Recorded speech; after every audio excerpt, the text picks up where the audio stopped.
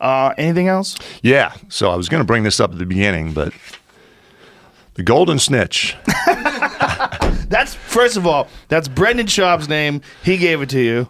So taking on a life of its own, and I think, the last time we talked about Donna asking Alexa who Jeff Novitzky, the Golden Snitch. Yes. Let me see that. Let's see what Siri says. Hold on a second. Let's see what Siri says. I've never tried this.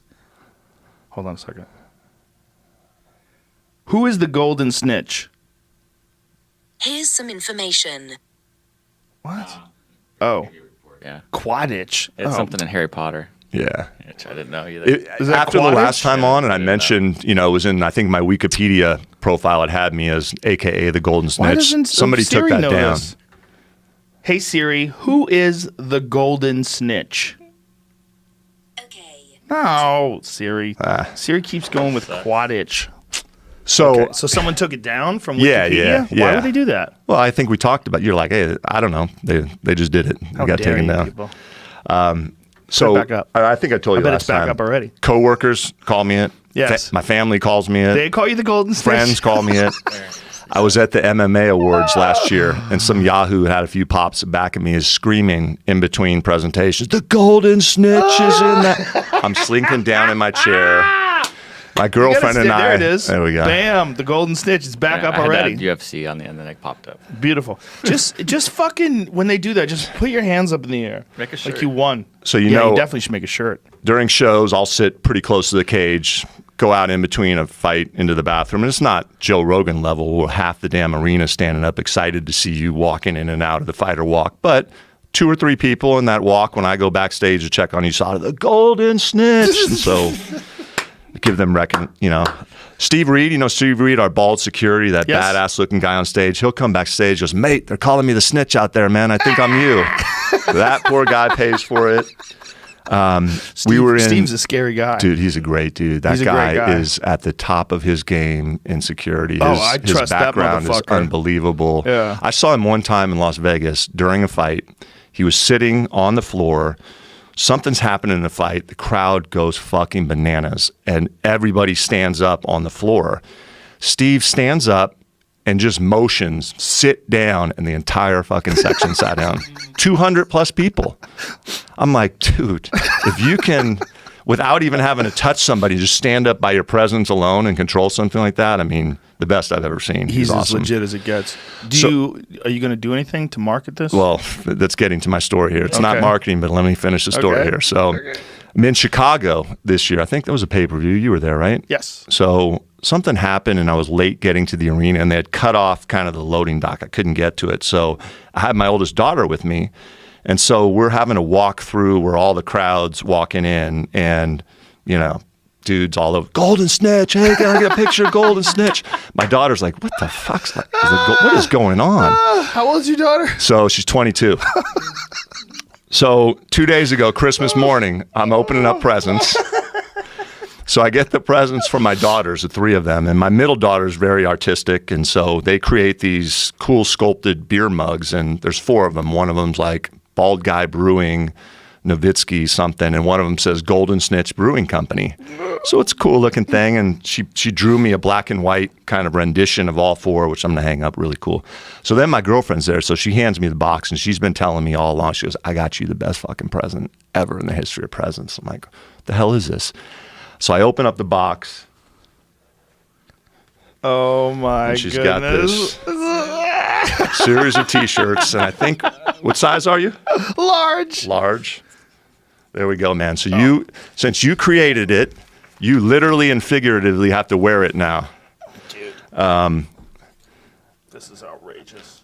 So that picture, there's some. Oh. There we go, baby. Ladies and gentlemen, the circle is closed. Look at that. Come on.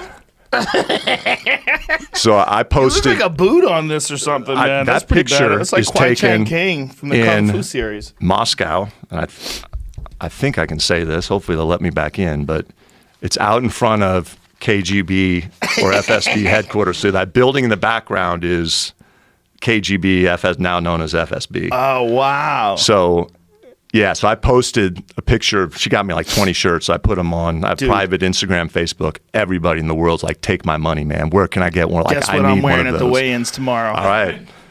Nice.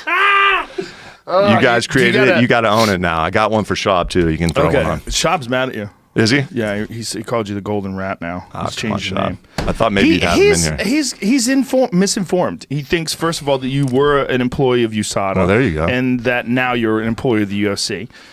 He's misinformed about that. And I think he likes to call skeptical. He's skeptical hippo. I am skeptical as well, but one thing that I've learned from doing this podcast over the years is that there's no fucking way. It's impossible to know everything. It is impossible. And you have to rely on the expertise of the people who have spent a lifetime studying these things. Right. It's very important. Here's another thing. There's no way these people could be lying about this and it wouldn't massively damage their career going forward. They'd be done. Someone would find out. Someone would get to them. The other scientists would out them. Yep. There would be studies done. There would be papers done. The internet would find out about it. Everybody would know. There's no way. It's pretty unprecedented in writing with the lack of these studies. The Rodchenko one being am I saying it even right? How do you say it? Rodchenko. I think, Rodchenko. yeah. It's pretty unprecedented they would put these absolutes in writing. With this, I think they looked at it very hard and detailed, and obviously they weren't quick in turning it around. And we would have loved this decision to be made a lot earlier, so we could have rooted and vetted it out with Nevada. But they did indeed, sign their names to these pretty absolute statements. And what else can the UFC and I do when these experts are putting those absolutes out there? And I get that people go, oh, what else could the UFC do? You got to understand, folks, this would be career suicide. This is cutting edge science we're talking about. There's too many people that would have a vested interest in calling bullshit. It's not something they don't fuck around when it comes to these things. The people that are at the front of the line when it comes to catching people in these things and the science that they're employing, they're involved with. This is not. You can't like guess on the outside with no education. Yeah. It's just not wise. And this is what I keep seeing over and over again. It's people that have some knowledge, a little bit of knowledge, and they're pretending that they have a PhD in this shit. For those that want to, do more detective work, go read McLaren's written decision on John's July 2018 test. Go read the Rodchenkov study on the DHCMT and the metabolites, and go read the recent clomiphene study where it shows this chlorinated substance. It's pulsing. It goes away, comes back higher than before, goes away, comes back lower, goes away, comes back higher. Crazy stuff. Okay. Are we good?